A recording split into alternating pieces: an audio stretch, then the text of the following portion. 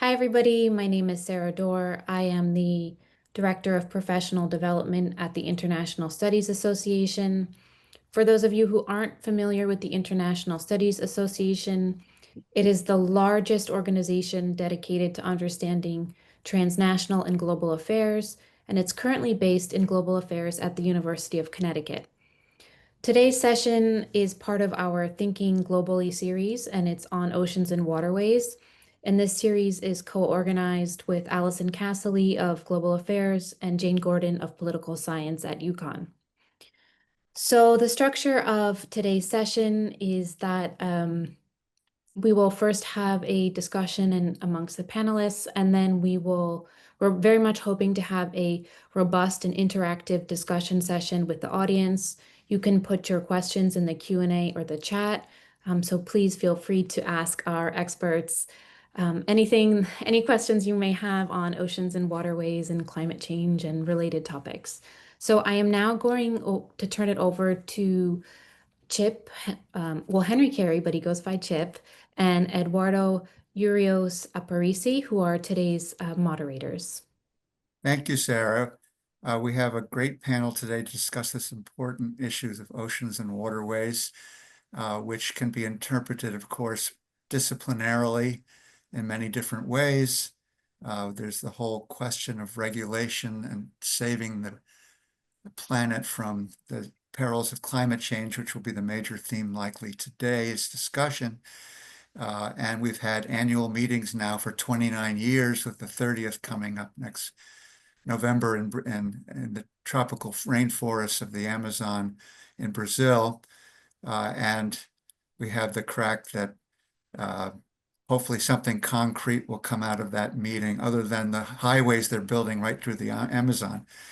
But kidding aside, this is an extremely important issue, and there are many, many ramifications about oceans and waterways: rising sea levels, hurricanes, disruption to fishing, navigation, economic claims to deep seabed mining, cross-cutting with all kinds of unresolved issues in an era of rising populism and unprecedented claims to what was established good law in history. I'm delighted to say that we have 2 rounds of questions, and my colleague Eduardo will lead the second round of questions. I will take the first one for a panel. And before I read the question, let me just point out that each panelist will identify themselves before speaking. And the question is, what is a major current event that can be uniquely illuminated by your field of study? In other words, what about your discipline that focuses on this aspect of waterways and oceans and the climate is revealed by either the micro or macro processes, or the highly quantitative or qualitative processes, or even in the humanities, some kind of insights into human nature. So we'll start off maybe with Neil speaking first and saying a few words about himself. And we're asking our panelists to speak for no more than 5 minutes, so that about 20 minutes from now, we'll begin the Q&A session. Neil? Thank you very much, Chief. Thank you, Sarah. Thank you, ISA, for hosting this important and critical panel. My name is Neil Okuli. I am originally from St. Lucia. I am an assistant professor at the University of Portland, and a lot of my work, I am a political geographer. A lot of my work focus on both technical and policy implications of climate change as it relates to small island developing states. So in terms of the question, I think I am in a very interdisciplinary department. So we have both scientists and policy people looking at various issues. And one of the big things, as Chip mentioned, is climate change. Climate change is a very important area of study here in the department. And in the fall, so I have been working with the Solution delegation for the past 15 years off and on, mostly looking at issues of losses and damages and adaptation as it relates to climate. A lot of those issues stem from just the security aspect of climate change to island nations in terms of sea level rise, major storm events. And one of the things that I did in the fall and at COP29 in Baku, I took a group of 8 students to the climate change negotiations to provide them a space to understand how that the international politics around climate works. And as Chip mentioned, we're seeing a reordering of geopolitics, especially coming from the US. And one of the big things that happened at COP was the uncertainty of the US's react. How would the US react going forward? And COP29 was a finance COP as it was advertised. A lot of the big issue was trying to figure out how to pay for various aspects of climate change, losses and damages, adaptation, mitigation, and so on and so forth. And we saw, at least from developing countries' perspective, in my opinion, a very disappointing results coming out of the COP, especially in terms of finance. Developing countries were asking about 1.3 trillion, and the final output was about 300 billion, very limited to the amount of money that is needed to address climate change.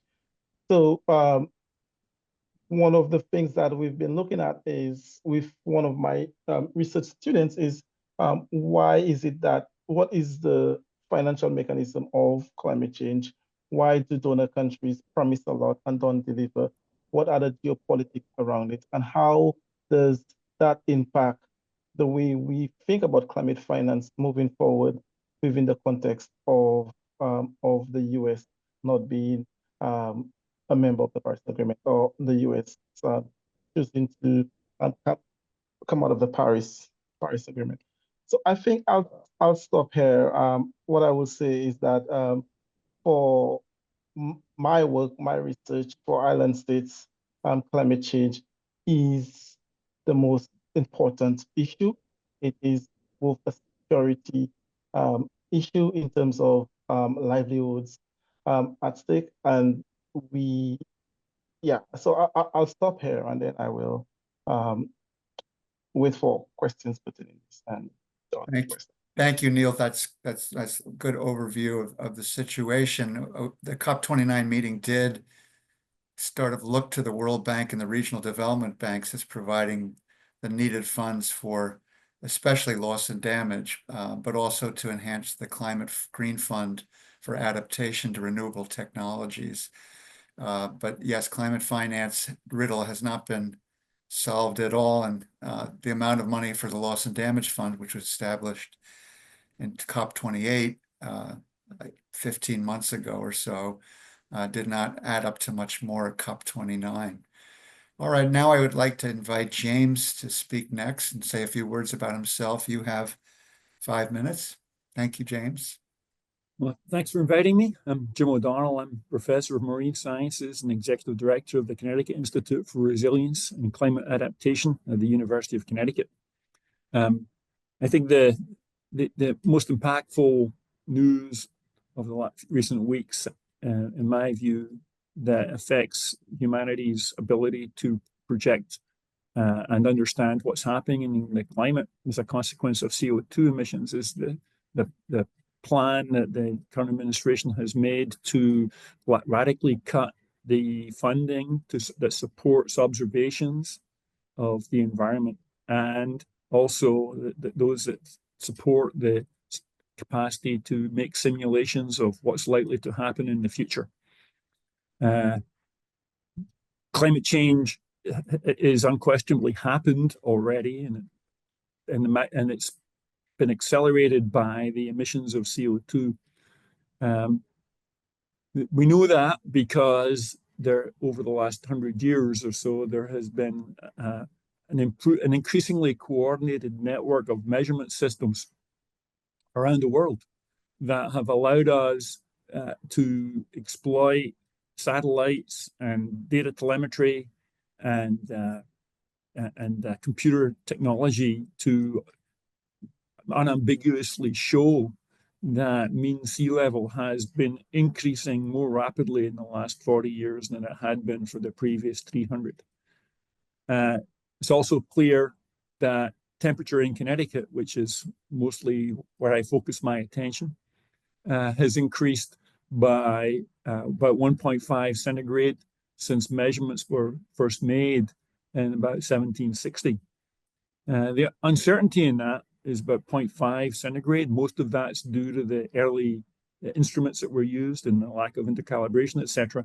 But it's unambiguous. In a statistical sense, it's 95% probable that the warming has been at least 1.5 degrees and less than 2.5 degrees centigrade. And sea level has increased in Connecticut in the last 100 years by approximately 0.25 meters. And the uncertainty in that is very small, maybe a few centimeters.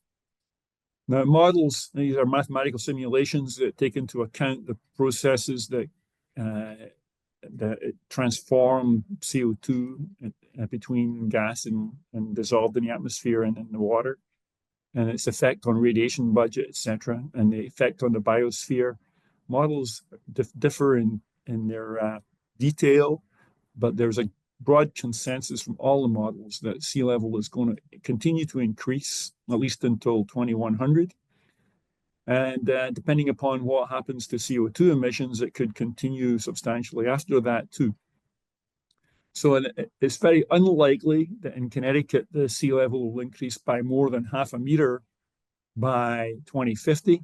And very unlikely, that is like 95% kind of level unlikely, that it is going to be less than 0.5 meter by 2100. So 2 degrees centigrade by 2100 and 0.5 meter is almost definite now. And models around the world agree with that. Now, that doesn't seem like a lot. 0.5 meter in many places is not as much less than the daily variation due to the tide. And 2 degrees centigrade is much less than the daily variation, even in some mid-latitude areas in the summer. And the annual variation in Connecticut is about 20 degrees C. But so it doesn't seem like a lot. But the thing I learned recently is that it has huge consequences. So, for example, the length of the growing season in Connecticut has increased already by about 25% due to the 2 degrees of warming that we've already experienced. And if sea level rises 50 centimeters by 2050, then the risk of flooding in coastal areas will increase by a factor of 10. Consequently, the losses or insurance payments will increase by a factor of 10. And that's not like devastating flooding from hurricanes. That's the kind of flooding that corrodes the infrastructure of roads and power distribution networks, etc., and causes people money. And now the central questions are, what do you do about it? And who pays for it? And those things, I think, need to be informed by local impacts. And so we can't know exactly how much it's going to cost to remedy the discharges of CO2 to the atmosphere over the last 100 years until we do detailed analysis at every place it's going to be impactful. And I think cutting funding to programs that make measurements and do simulations of what's likely to happen and analyze what has happened is going to have huge consequences all around the world. Thank you, Jim. That's very good overview for us. And we're still on schedule at 5 minutes apiece. And now I'd like to invite Matthew to say a few words about himself and then to his take on the issue. Good morning, Henry, and a thanks to ISA for inviting me to speak here today. My name is Matthew McKenzie. I teach marine environmental history at the University of Connecticut's Avery Point campus with Jim. I'm in the history department and in the maritime studies program. And I spent 9 years as a federal fisheries manager for the state of Connecticut, managing stocks under Magnuson-Stevens Fisheries Protection and Management Act. I think the biggest to pick up where Jim left off about regional and localized impacts of climate change, that's one of the things that I've been working on most assiduously for the last 15, 20 years. As a historian, oftentimes, I find it quaint when we talk about historical catch records. History is 5 years ago, and when you look at the sheer volumes of fish that people were landing, even in the poorly recorded early 20th century, we're looking at orders of magnitude of difference. And Daniel Pauly years ago talked about shifting baseline theory, how each generation sees what's normal as a function of their lifespan, but that generally leads to a downward decline in what is considered a healthy stock. I think as a historian, my job is to provide evidence to support not just that perception, but to actually help historical ecologists model the scale of the loss. And what has struck me most in the last couple of years since I left the council wasn't that we've continued to have struggles over how to manage resources. Managing a public resource like a fisheries is complicated, but how little is left for us to manage. There was a meeting, a council meeting in Mystic just last week, and I ran by to say hello to some former colleagues. And the general consensus was that things were far worse now than they were when I termed off the council just 4 years ago. That the people are just kind of throwing up their hands in many regards, not across the board. This is driven by the fact that climate change is causing waters in the Gulf of Maine to warm faster than almost anywhere else along the eastern seaboard of the United States. That has a profound effect upon one of the two region's two major fisheries, lobster. As waters warm, lobsters tend to they move towards the colder water, and in this case, they're moving across the Gulf of Maine to north and east into Canadian waters and across the Hague Line, so we can't get them. The other issue that it's causing is shifting species. Massachusetts has enacted a state waters quota on false albacore, a species of fish that was never found in Connecticut in serious numbers until only about 10 years ago. And now it's a full-fledged season for state waters fisheries in Massachusetts on the south side of Cape Cod. And I've seen them obviously in Long Island Sound as well, personally. That may not seem like a big deal, but when you think about how stocks are managed and how you have to try to balance not only recreational needs, environmental needs, and commercial needs, but also different states have different industries that have been developed around these things, shifting stock structures and migratory patterns is a major jurisdictional challenge that is, leads to all sorts of problems within the management world. Again, historically speaking, these things were never here before in any significant numbers. So not only are the challenges, the dire ones that Neil and Jim have talked about, and believe me, jurisdictional challenges are nothing compared to what the people in the Caribbean are facing. But it's the immediate hesitancy of engaging those jurisdictional problems that I think undermines people's willingness to embrace the hard reality that we've got to act better and more than we do now. Oh, it's going to be a difficult political debate, so let's not get into it. And I think that by acknowledging that these small, tiny little jurisdictional issues are creating incredible inertia, against which we need to try to push to get things moving forward on a regional and national basis. I think that's someplace where we can start from. Jim's absolutely right about the gutting of data collection and observation funds. I think, we've also seen the current administration open up marine protected areas, stop offshore wind development. There's a general head in sand approach to things that are going to be difficult. If we just shove our head in the sand and erase everything that's been done in the last 20 years, everything will be fine and go back to normal. And again, as a historian, I can tell you that usually doesn't work. The history is filled with instances where people have ignored what was in front of them and it's turned up to bite them later on. But that's all I have to say for now, and thank you for the opportunity to speak. Thank you so much, Matthew. There's a lot that we can expand, but we'll wait to the Q&A session to get some more clarification and amplification on all three of our presenters' views. Now I'd like to invite Eduardo to discuss and explain and define the second question for our panelists and take over the moderating role. Hello, everybody. My name is Eduardo Urios Aparici. I'm an associate professor at the University of Connecticut in the Literature, Cultures, and Languages department. And my background is more in the humanities, in the study of cinema and water. Those are the top. This is the topic I'm dealing, the presence of water in cinema. And the second question is really related to some of the topics I'm researching, which are thinking about or looking at representations of alternatives to the world of anthropocentric world we live on, and the views that kind of can propose suggest alternatives, suggest solutions in some way that suppose a change in the worldview, and that takes into account how the environment is in how we interact with the environment. And so I think it's been already mentioned in your responses in the first to the first question, but maybe you can expand or address other issues here in the second question. So the question is, there is a lot of talk and noise going on today in the media. Drawing on your academic research, what do you wish people were talking about more widely?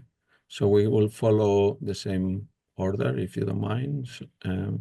Neil, if you want to talk about it. Thank you very much, Eduardo. So yes, I totally agree with the question. There is a lot of noise, a lot of chaos, and some of it is by design to distract us from some of the harsh realities that we are currently facing, and the implication of those realities into the future, generational realities. I would go as far as saying that, and then we've talked a little bit about those things. So I'm going to talk about, maybe mention two things that I wish the media would maybe focus more on. The first is, what do we do? How do we deal with the current chaos that is undermining major structural, major institutions and major environmental policy legacies, the work that has been done since post-World War II, right? How do we counter this? And one of the research that I'm currently doing with a recent grad of mine, who is currently in law school, is looking at, okay, so if the US is reshaping geopolitics, and we're focusing on climate, and we're focusing on the Paris Agreement as an example, what are the scenarios that we foresee in the future, and how do we provide recommendations, policy implications to help deal with this? So if we can think of the potential futures that is going to happen, given all those executive orders, all those restructuring, all those firing, and all of those chaos that is happening, then we can make bold recommendations. We can better prepare for it. And I think we are not taking that proactive ways of thinking about policy and environmental issues.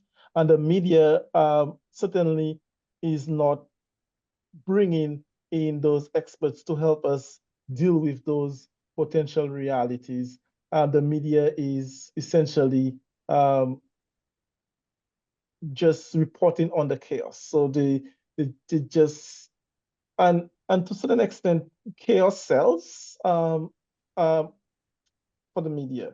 So I think that's one thing that I wish the media would talk about. Okay, so there is a lot of chaos happening with the geopolitics or with the different legislations or different executive orders. How do we deal with it? What are the strategies? Bring in people that have been looking at those things that I've been talking about as a way to provide the public with those kind of information. Because again, so that's one thing. The second thing I think that the media needs to cover, and again, that's part of another sort of research that I'm looking at, is this idea of radical hope. I think people need radical hope, and I say radical hope, and I'll give an example of what radical hope looks like. So in the Pacific Island, one of the most vulnerable regions as it relates to climate change. I was talking to a friend of mine who works as a Pacific Islander. He works with a group called Climate Warriors, and then the mantra coming from that group is that we are not drowning, we are fighting. So that idea of survival against all odds, that idea of we have no choice but to lead, and it stems from a lot of the progress we've seen in climate is because vulnerable populations, vulnerable people, islanders, LDCs, decided that they don't have a choice, right? That's survivability. But so I would love for stories of radical hope to be in our public consciousness, to see that among the chaos, there is love, there's beauty, there's strength, there's solidarity. And that means a lot of different things for different communities. But I think we need some of those. We need those heroism on the fight for climate change, because, as I said, it seems that it is in a sense of retreat because of the geopolitics that is much bigger than vulnerable populations. So these are the two things I would love more coverage on. Thank you. That's really great. And the importance of stories, I think we should think about that. So what do you think, James? Yeah, thank you. I've thought a lot about this. I've been focused mostly on technical issues myself, how big is a thing, what's going to happen, how many, how long, etc. But I've come to realize that there are two central questions that physics and science more broadly can't really answer, but they can help inform. And the first question is like, well, what can we do and what should we do? And those, I like to see people talking about that, both in terms of emissions reduction, because that's critical for the long-term future. But despite what we do in the next 50 years, warming is going to continue and sea level is going to increase. And those numbers I gave you earlier, 2 degrees and half a meter, we're pretty much committed to that, irrespective of what happens in emissions. And so that's going to have an effect, as I said, and we have to deal with it. There are things we can do. We can build stuff. We can move people. And I think every town around the world who's affected, who's next to the ocean or on a river, should be talking about what they should do. And cities that are vulnerable to heat stress, they should be planning for how to mitigate the impacts of that on people. So that's the first big question, right? The second big question is who pays for all this action that's necessary? And the details that are incredibly difficult to work out on that question involve understanding of the cost of inaction. There needs to be an assessment of what the impacts are going to be in dollars and cents or yen or pounds, whatever you use, all around the world, because that has to be compared to the cost of action. And I think science can help inform that. and it's needed, and people need to ask questions. Now, secondly, what's just about that? You know, how do you share the cost that's necessary either of inaction or action? And I think a discussion about who pays needs to be informed by a recognition of who's at fault. And I think my judgment is that we all are. If you have infrastructure that you own or you use, much of that was built by burning fossil fuels and emission of CO2 into the atmosphere. And if you use infrastructure, roads, buildings, houses, hospitals, power lines, all of that stuff was built by emitting CO2, and you share responsibility for that. And if you have a big bank account, I think much of that was generated by burning of fossil fuels, whether you're involved in selling things or building things. It all uses power and the infrastructure that we've built by burning fossil fuels. So it's pretty clear to me that the people with most wealth and most infrastructure are most responsible for the situation the world finds itself now. And it's totally reasonable to expect that fault should be balanced by responsibility to mitigate. The COP processes has discussed this, and I think it hasn't gone very far, partly because it's easy to argue that we don't know how the money that would be raised would be spent and how it would be managed.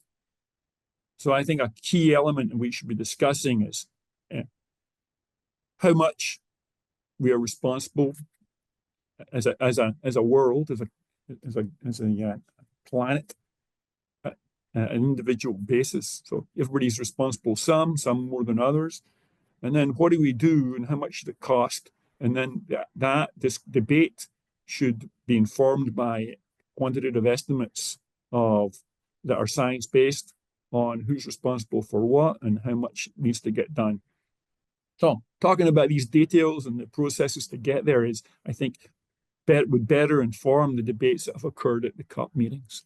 And it would at least be quantitative and science-based rather than generic and talking about big numbers, of which there'll be no rational way to discriminate between what's right and what's wrong. Thank you, Matt. What do you think?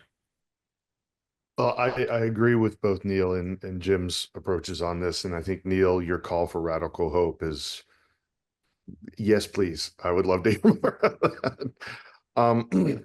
I think I would like to see the media focus more on the long-term human costs of climate change we've already experienced. We tend to talk about it when there's a big event like a hurricane or tornadoes or droughts or forest or fires, et cetera, et cetera.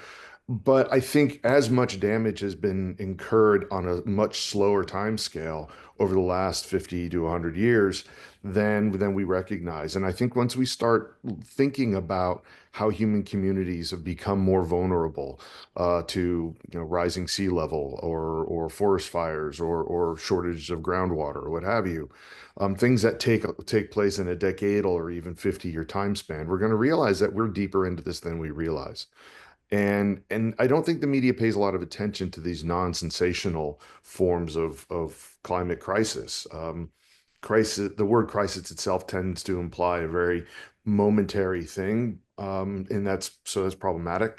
But if you look at what's happening in some of the Pacific Islanders, in the Pacific Islands, the fact that they're losing significant portions of their land area, we have a new category of refugee called climate refugees now that are seeking legal existence in international courts. The long-term endemic grind just of what's happening and what has been happening, even since people started talking about climate change 30 years ago. Those results are very much alive and in front of us and brutally painful.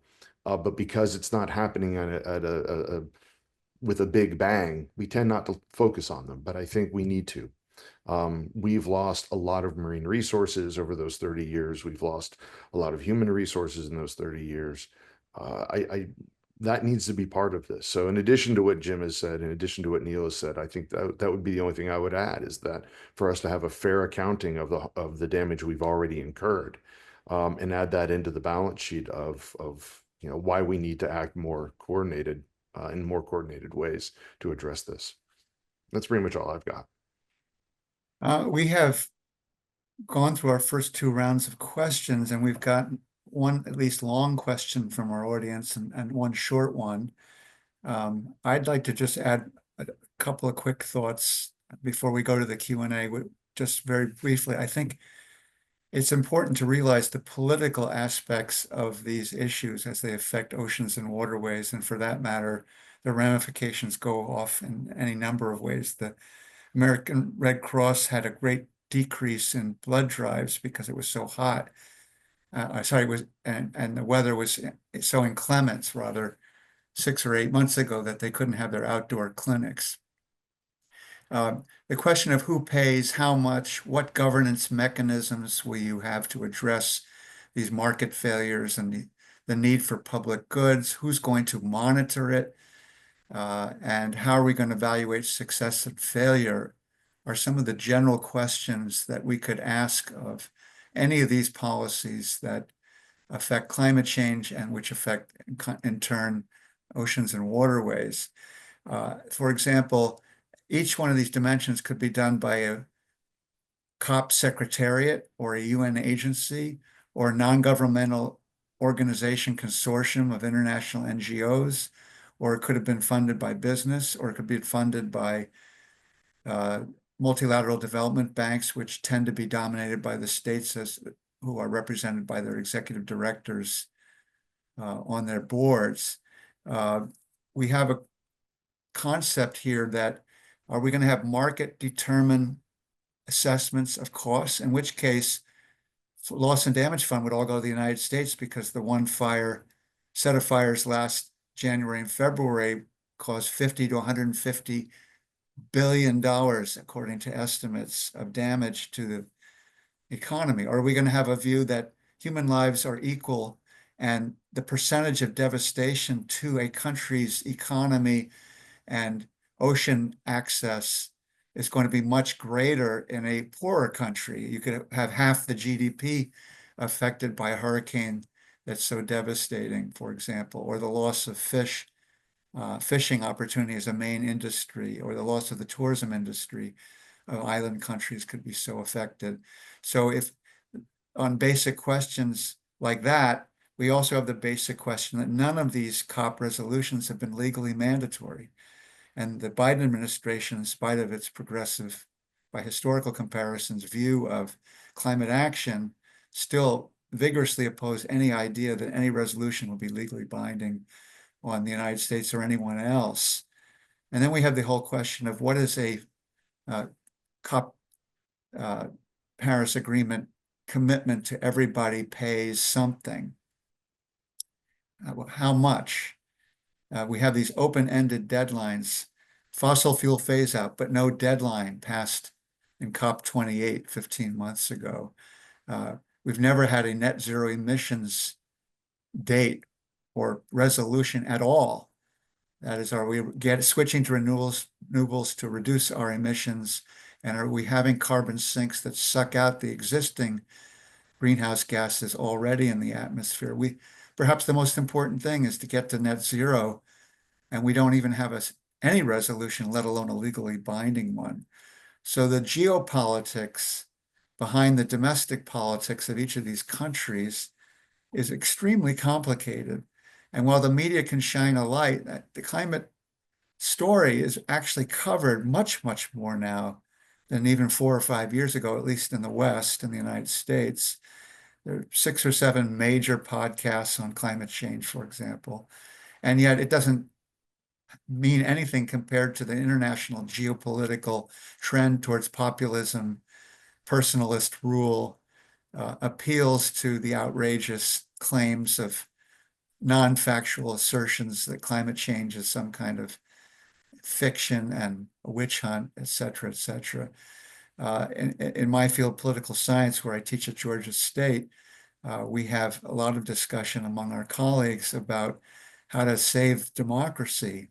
But democracy allows populist views to be expressed. And because of the vagaries of our electoral system, we don't have the capability to contain discussion on what used to be factual basis. So to have the media discuss this issue more is to invite populist podcasters to invent lies about the situation. And that's a major problem too. So let me just try to summarize our two questions from the audience. The first one was, what is the most important factor everyone would know about this issue? And how can we get to the political essence of these problems to have legal and factual basis for discussion? Would anyone in this panel like to take on those questions from the audience? They came from Nazir Kabsha, Rodrigo Labertini, and Ethan Volpe, and Leon Jahaf. I'll take a shot, Henry. Excuse me. One of the things that I saw as a fisheries manager was the use of legal doubt to marginalize, displace, and undermine sound ecological science. And the problem is that when you're discussing a regulation or a pending regulation, and you do these economic analyses, you can quantify economically, biologically, past uses of a given area. Let's say you're debating closing an area, for example. What you can document those costs and put a number on those costs, even a fuzzy number, but it's a number. The problem is that looking forward into the future for the benefit, the payoff that would come, you don't have a firm figure on that. You don't know when that's going to happen down to the day. You don't have an exact number that's going to, be realized by foregoing fishing or something in an area. And there's no guarantee that by foregoing fishing, from one side of the debate's perspective, that you're going to achieve the conservation goals that you're setting out to look for. So the ability to weaponize doubt in a legal arena to subvert well-established, clear ecological probability, that's one of the biggest problems I think that I saw as a fisheries manager. And I think that's just in the fisheries, but I think it goes well beyond that. Public health, climate science. We have a legal system that's predicated upon precise and clear allocation of responsibility, and for good reason, of course. But we're not dealing with that when we're talking about ecological probabilities, climate change probabilities. And it's just too easy for our current system to marginalize sound probabilistic science, even sound science in general, in the face of very, theoretically documented, quantified costs of not continuing with the status quo. So I think that's structural issue. And Naomi Oreskes writes about this in her wonderful book, Merchants of Doubt. Dealing with that somehow is the way to go. I know in Connecticut, for example, they have a separate legal docket for questions of conservation that was established in the 1970s for this, in part for this very reason. Now, I'm not sure how well it operates or functions. I just learned about this, about 6 months ago. But that to me is a step in the right direction.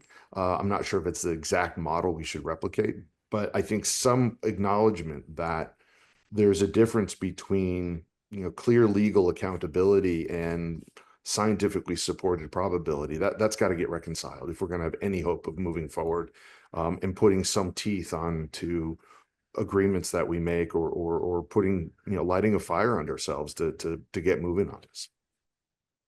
Jim or Neil? Henry, can you just rephrase the question one more time?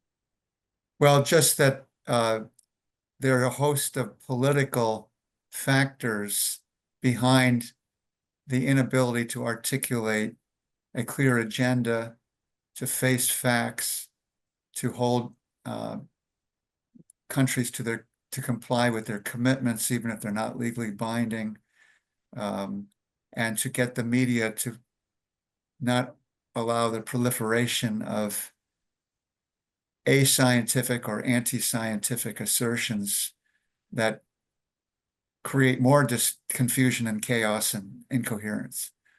Yeah, so that's a loaded question with a lot of layers and complexity. But what I will say, and I'm reading Nazir's long questions and statement is that we need the US to be actively engaged in geopolitics in order to deal with climate change and the climate crisis. And so in order to solve those issues, both on a legal or a technical or even a policy perspective, we need an active civil society, an active engagement from US domestic politics. Because once the issue is at the international level, once it's at the COP, it is, and if without engagement from countries like the US, the EU, there's not much at that level of politics. It's not, the decisions are already being made diplomatically, most of those decisions. Some of the technical things have been negotiated, but on the political level. So in order to solve those issues, we need, coming from the US as and other major developed countries, a political mandate that necessitates the changes that we need at the international level. So if domestically we don't give those countries a mandate to deal with the issues, then it's very difficult to deal with it at the international level. So what I'm saying is that we need more engagement domestically in order to help deal with this problem. The other thing, and I think Chippy talked a little bit about that, about who has to pay, how do we differentiate payments and responsibilities. It is enshrined into the international system that common but differentiated responsibilities has to be one of the driving principles to help deal with the problems. We all want to solve climate change. We all have a common goal to try to deal with the issues, but there are differentiated sets of responsibilities that is based on historical legacy, based on colonization, based on historical impacts, based on consumption patterns, past and present. So there, we know those things. So a lot of it has to be driven by domestic engagement politics. All of those things are already there. We know the price. We know how, we have quantifiable scientific ways to quantify who emits what, who pays for what, but we don't have a political mandate driven by domestic policies within those major emitters. How do we have this? Then we would have a different thing. You're right, the Biden administration, very progressive in terms of the climate politics, but they refuse to acknowledge that there needs to be strong commitments coming from the US. And for that to happen, we need a political revolution in terms of people informed. So the media plays an important role in that educational aspect of it. Academia plays an important role in preparing students for those kind of realities. So that is, I think that is where the problem lies, is that our politics domestically doesn't meet The up. problem is that the Biden administration is not in power.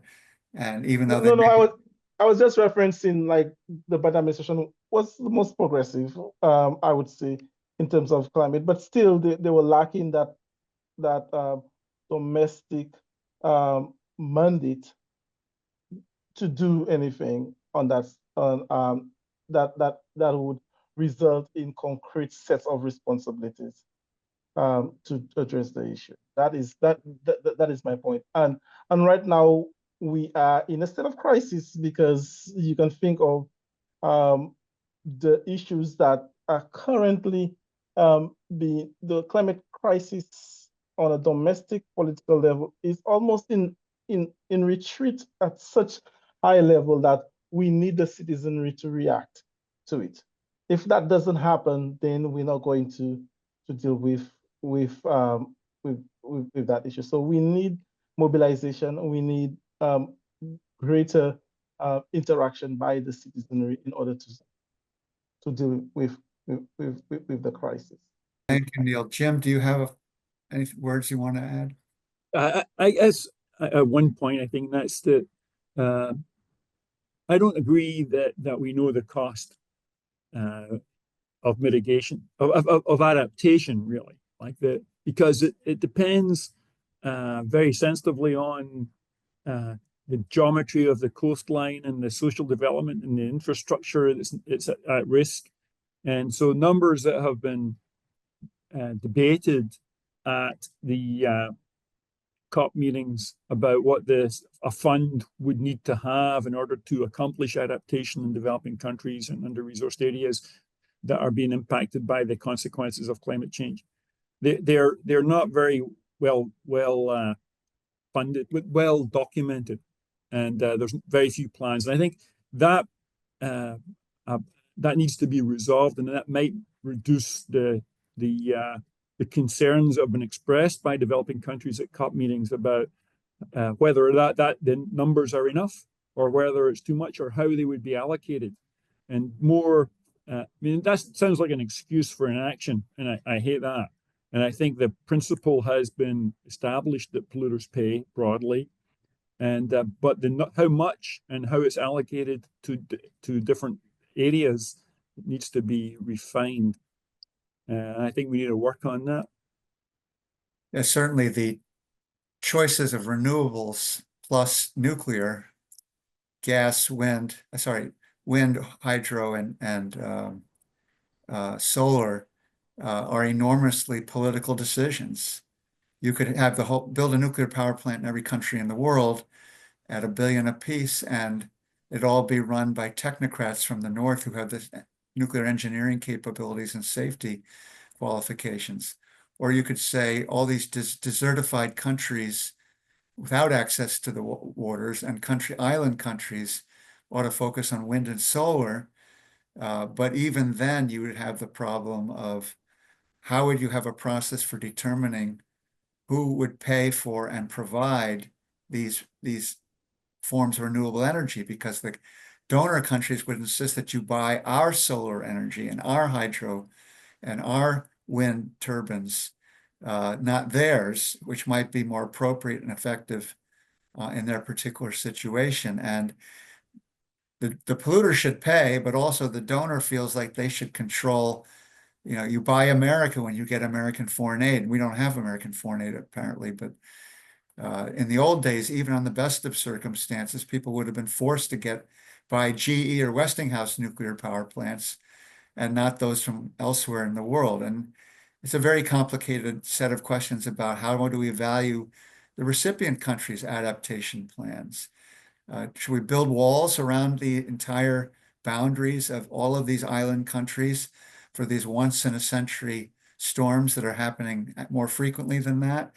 If we're going to build walls, we're going to destroy their tourism industry. But that's a quick fix to the worst damage from rising sea levels, but it ruins the beauty of this waterfronts and hurts the tourist industries. In terms of fishing, we have this 200-mile economic exclusive zone, which mitigates a little bit against cross-cutting claims of different countries. But as a practical matter, is the United States going to go, as Matthew discussed, into Canada because it has a 200-mile claim onto the Canadian waters beyond its borders to get those cold water seeking lobsters? As a practical matter, we have a crisis in Canadian-US relations, and you can imagine the fishing lobby in both the relevant provinces and states of the United States would be hell-bent on protecting their own interests. And it's just such a complex web of political influences. It's really hard to know how we can't focus the world's attention any better, given the multi-level governance of the climate issue and waterways and ocean questions. I mean, I would go, I don't know, I feel maybe we don't know the exact figure. We know that it's not 300 billion. We know that there are estimates to about close to 5 trillion, and 300 billion is not close to that. We also need to be honest here and admit that the current economic system has failed not only smaller and developing states or vulnerable countries, but also within major developed countries, it has failed. There is more monies in the system, but more injustices, more environmental justice issues that we are facing. So these are some harsh realities that we as a society have to confront with. Capitalism hasn't worked for most people in society, both historically and currently. And unless we are having those difficult questions in terms of the economic systems that we have, that is driven by our thirst for unsustainable resources, unsustainable ways of dealing with each other, very transactional, without proper valuation of the importance of ecosystem services, we will still be where we are. So maybe we don't have the right figure, James, but we know that the current figure that we have is not enough. Yeah. We know that the current political and economic system that we have is very unfair.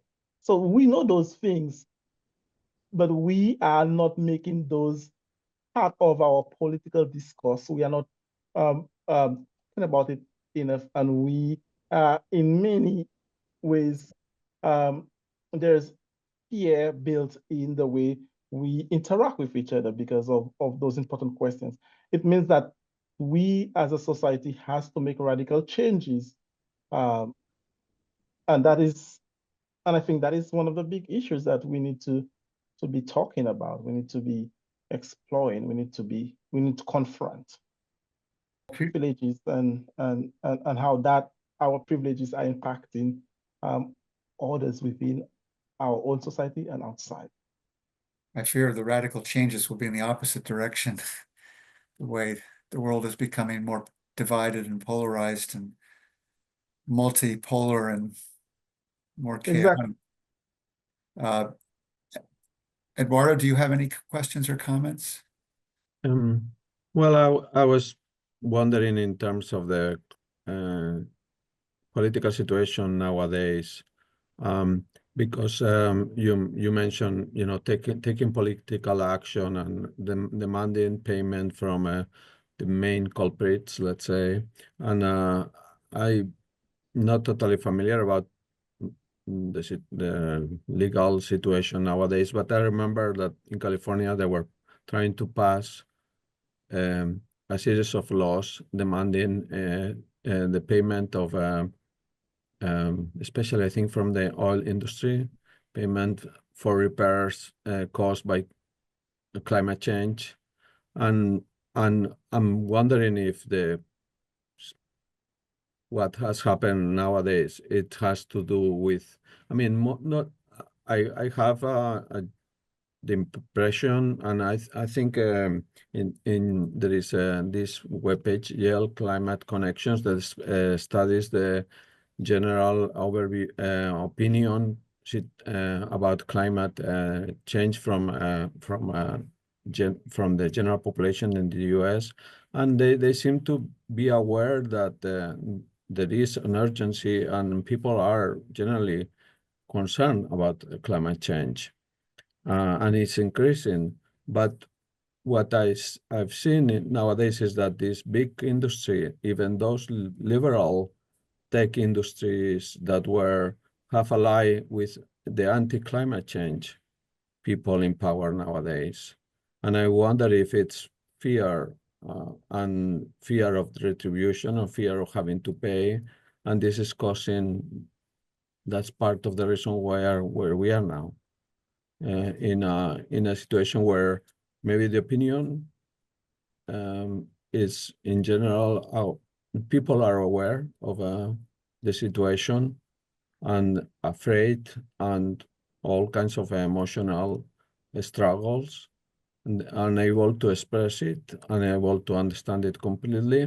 But what is most dangerous is that even people who know and are educated have joined the anti-climate for, pure economic and control the power, so they can not have to pay for it.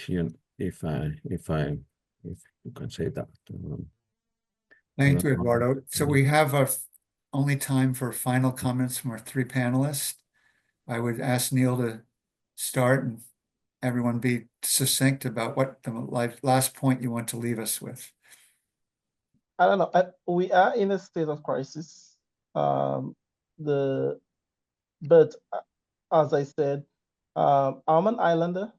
The cup is half full kind of person. I believe in radical hope. I believe in people mobilizing. I believe in democracy. I believe in holding the government accountable. And I'm looking forward to see how the midterm turns out, because that will give us a good indication as to where we are and where we and the way forward. Because it seems that we need that kind of recalibration of domestic politics in the country to help deal with some of those issues and that we've been talking about. Thank you, Neil. Jim, final word.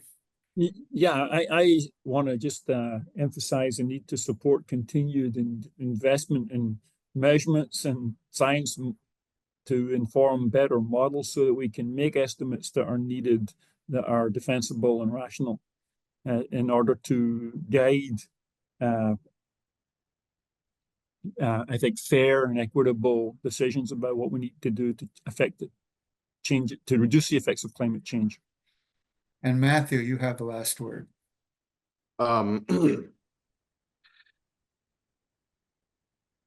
Meaningful adaptations of climate change have been thwarted for at least 3 decades. I mean, we've been talking about this my entire adult life, and I think we need to ask ourselves why the overwhelming scientific evidence, the overwhelming popular support for responses to some sort of responses to climate change haven't been able to get the traction that they've been able to get.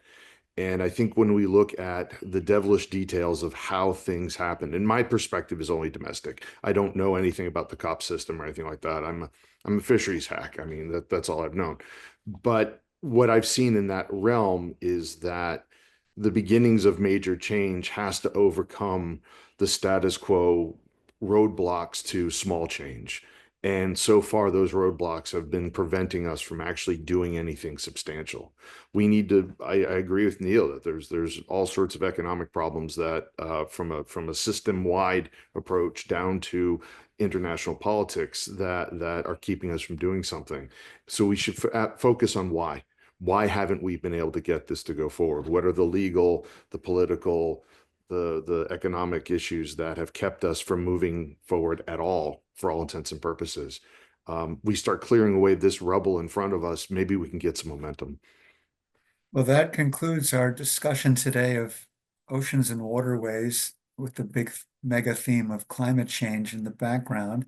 I want to thank all our panelists, Jim, Neil, and Matthew, and my colleague Eduardo, my co-moderator of today's session. I hate to end on such a dismal note.